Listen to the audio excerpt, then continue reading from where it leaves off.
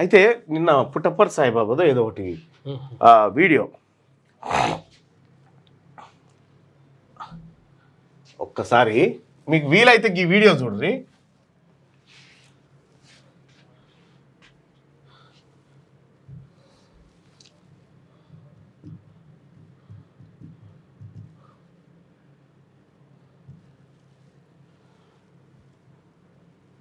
రెడ్డి గారి బుల్లని ఆయన పుట్టప్పర్ సాయిబాబు ఒకటి చెప్తాడు. ఏది ఒక ప్రవచనం చెప్పుకుంటా పుట్టప్పర్ సాయిబాబు ఏమంటాడంటే, ఒక ఊర్లో ఓ పెద్ద మనిషి ఉంటాడట. ఒక పెద్ద మనిషి రెడ్డి గారు అట, ఆయన పేరు రెడ్డి గారు. ఒక ఊర్లో ఇంకో ఆయన బీసీ ఆయన ఉంటాడట. అయితే ఈ రెడ్డి గారు ఎద్దు, బీసీ ఆయన ఎద్దు, ఇవి రెండు కంచెల మేసుకుంటా కొట్లాడతాయట. కొట్లాడితే ఈ బీసీ ఆయన ఎద్దు ఈ రెడ్డి గారి ఎద్దుని పొడిచి చంపుతుంది. ఇది చచ్చిపోయింది, రెడ్డి గారి ఎద్దు చచ్చిపోయింది. అయితే బీసీ ఆయన ఏమనుకున్నాడు, ఎవరికి అమ్మ ఊళ్ళో పెద్ద మనిషి ఆయన ఎద్దు చచ్చిపోయా, మరి నన్ను ఏమంటాడో ఎంత శిక్ష చేస్తాడో అని చెప్పి భయపడుకుంటా రెడ్డి గారి దగ్గరికి పోతాడు. రెడ్డి గారి దగ్గర పోయి వాడు ఏం చెప్తాడంటే, మర్చిపోయి భయంలా, అయ్యా రెడ్డి గారు,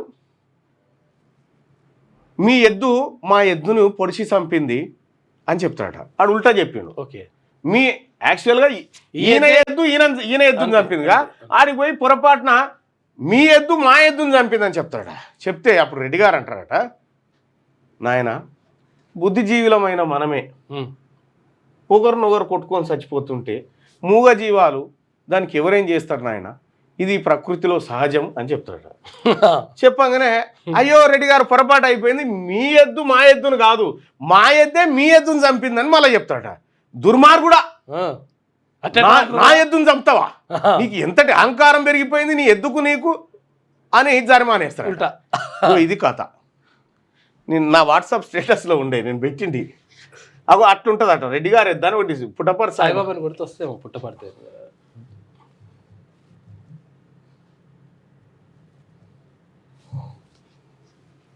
ఇగో రెడ్డి గారు ఎద్దు. ఒక చిన్న కథ అని సత్యసాయిబాబాకు సంబంధించినటువంటిది. ఒక గ్రామంలో ఒక పెద్ద రైతు ఉండినాడు. అతను అన్ని విధములుగా కూడాను ఆ గ్రామంలో పెద్ద. అదే గ్రామంలో మధ్యస్థితికి కలిగినటువంటి ఒక రైతు ఉన్నాడు. ఒకనాడు ఏదో బయట ప్రదేశం లోపల ఆ యొక్క గ్రామ పెద్ద అయినటువంటి యొక్క ఆ రెడ్డి యొక్క పశువులు ఈ మధ్య స్థాయిలో ఉండేటువంటి వాడి పశువులు మేస్తూ ఉండినాయి. రెండు మేస్తున్నాయి. ఏదో కారణం చేత ఒకదానికొకటి పోట్లాటం ప్రారంభమైంది. ఈ యొక్క పోట్లాట లోపల ఏ యొక్క దీనిలో ఎక్కడ తగిలిందో, ఏ భాగంలో తగిలిందో రెడ్డి గారి యొక్క ఎద్దు కింద పడి మరణించింది. ఏంది ఆ కొట్లాటలో రెడ్డి గారి ఎద్దు కింద పడి మరణించింది. ఈ మధ్య స్థాయిలో ఉండినటువంటి రైతు చాలా భయపడ్డాడు. ఈ గ్రామ పెద్ద ధనవంతుడు, పేరు కలిగినటువంటి వాడు, అతని ఎద్దును నా ఎద్దు పొడిచి చంపింది. ఈ గ్రామ పెద్ద నాకు ఏ విధమైనటువంటి శిక్షణిస్తాడో ఏమిటో అని చాలా భయపడుకుంటూ పరిగెత్తి గ్రామ పెద్ద ఇంటికి వచ్చాడు. భయం చేత నర్వస్నెస్, అదే బలహీనత. వ్యక్తి చెప్పవలసిన దానికి విరుద్ధంగా చెప్పాడు. పాపం, దొరగారు మీ ఎద్దు మా ఎద్దును చంపేసింది పొడిచి అన్నాడు. రెడ్డి గారు పరమశాంతంగా విన్నాడు. నాయన, తెలివితేటలు కలిగినటువంటి వారు, బుద్ధి కుశలత కలిగినటువంటి మానవులే ఒకరికొకరు చంపుకుంటున్నారు. నోరు లేని జంతువులు, పశువులు, దానికి విజ్ఞాన ప్రజ్ఞాన సుజ్ఞానములు ఏమాత్రం కూడా లేవు. పశువులు ఒకదానికొకటి పొడుచుకొని చంపుకుంటే ఎవరేమి చేయగలరు? ఏమాత్రము నీవు యోచించనక్కర్లేదు నాయన, దీని లోక సహజమే అని దాని శాంతంగా అతనికి జవాబు. ఈ రైతు చెప్పినటువంటి పొరపాటును గుర్తించుకున్నాడు. దొరగారు చాలా పొరపాటు చేశాను నేను, మా ఎద్దు మీ ఎద్దును చంపింది అన్నాడు. రెడ్డి గారు ఉద్రేకం పొంగిపోయింది. ఏమి నీ తలపొగరు అధికమైపోయిందా? నేను ఎవరని అనుకున్నావు? ఇది కథ ఇట్లుంటది అన్నట్టు. ఈ నీతులు మనకు తెలవాలి. ఇంకా స్థానిక పోరుకు సిద్ధమవ్వండి. జూన్ నెలాఖరులో నోటిఫికేషన్. తొలుత ఎంపీటీసీ, జెడ్పీటీసీ, తర్వాత సర్పంచ్, మున్సిపల్ ఎన్నికలు. కేబినెట్ భేటీలో చర్చించి తేదీలను ప్రకటిద్దాం. మంత్రి పొంగులేటి శ్రీనివాసరెడ్డి. మీ గ్రామంలో వాళ్ళ ఓట్లను తీసి పక్కకు పెట్టరు.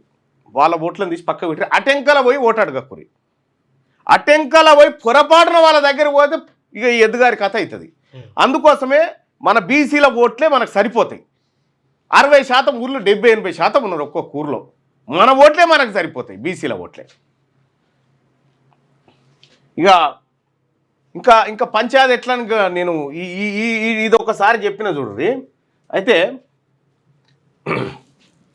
ఇంకో రెడ్డి గారి కథ ఇది, ఇంకో రెడ్డి గారి కథ, ఒక గ్రామంలో జరిగిన కథ, యథార్థ కథ ఇది. నేను బాతాల పోషెట్టిలో ఫస్ట్ ఎపిసోడ్గా తీసుకొచ్చిన దీన్ని. ఒక గ్రామంలో ఇద్దరు బీసీలు ఉంటారు. ఓకే, ఇద్దరు బీసీలు ఒక గ్రామంలో ఉంటారు. అయితే ఈ ఎమ్మెల్యే రెడ్డి గారు, ఓకే, ఎమ్మెల్యే రెడ్డి గారు ఉంటారు. అయితే ఊర్లో సర్పంచ్ ఎన్నికలు వస్తాయి.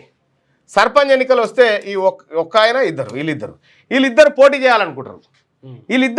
చేయాలనుకుంటారు. జనరల్ స్థానము పోటీ చేయాలనుకుంటారు. జనరల్ అయితే మేము కూడా చేయొచ్చు కదా అని. జనరల్లో మీరు పోటీ చేస్తారా అని ఎమ్మెల్యే రెడ్డి గారు ఏమనుకుంటారంటే, ఇక్కడ ఫస్ట్ ఆయనని పిలిపించుకుంటారు సీక్రెట్గా.